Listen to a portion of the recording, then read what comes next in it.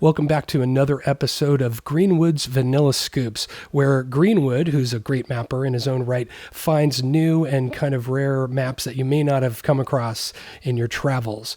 These are just regular old maps. Some are old, some are new, and it's a good way to find new things to play. Okay, the next map that I have is from the author is Chris Fern Plorin. So we've got Fern's map, and I thought his best vanilla map, which he's got several, it was called Return to Dust, and it's came out in 2001, and it's kind of like it's got like an Egyptian theme. It's also like a medium-sized map. 73 enemies on easy, 81 on medium, and 87 on hard. So it's and one secret. So it doesn't have like a huge variance in enemies, depending on difficulty. But then again, you got to keep in mind, depending on what kind of enemies, it can make a huge difference.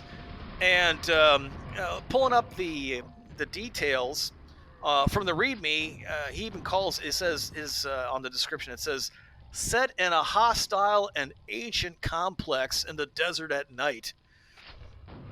It's a Quake 1 single player or co-op, although the co-op hasn't been tested, map. And it's just it's a really, I don't think we've done one yet on Vanilla Scoops, which is, kind of has an Egyptian ancient feel. And it's a blast. This one in particular has a very specific texture set, which I don't know if you noticed is kind of unusual.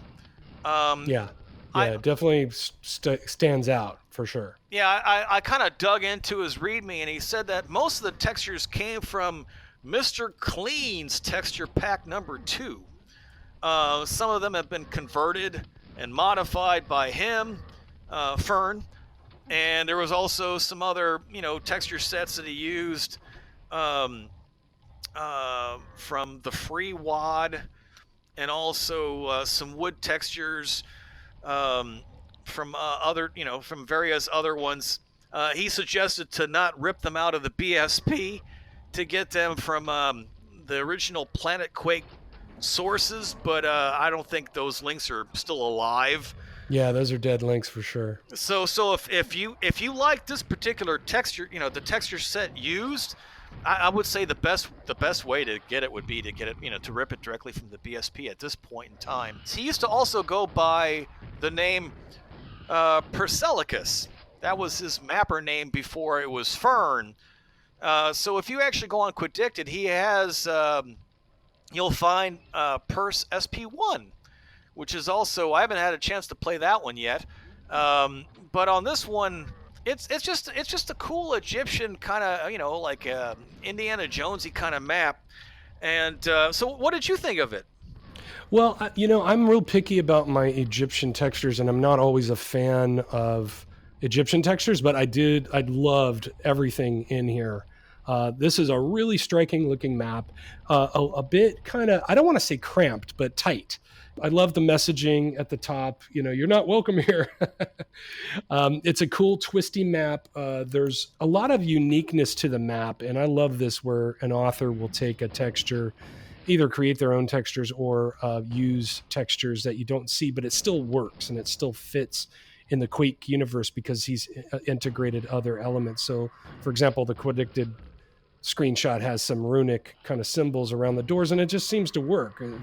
You wouldn't ordinarily think that would work, but it does work well in this one. So the teleporters have a nice texture, and it's just still Quake, but just unique as well. Great encounters. I thought the encounters in this were so good, especially the beginning and the end. The middle, kind of normal stuff, but beginning stuff, a lot of surprises. This map has a lot of surprises, so there's a lot of, I don't want to say jump scares, but things that you got to be keep on your toes. And then what I wrote down on my notes after I played this is how you do an end battle, because not to give too much away, it's just really well done. I think it's kind of plays out in chapters.